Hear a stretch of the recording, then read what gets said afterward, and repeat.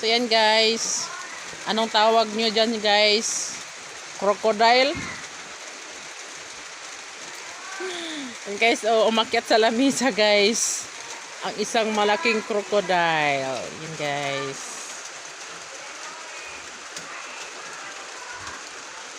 Anong masarap pagluto niyan guys? Adobo, kilawin, kaya tinola guys. Yan guys. Nahuli yan guys sa ano guys, sa ilog.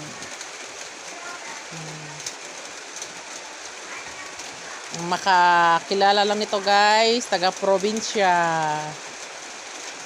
Sarap yan gawing ulam guys.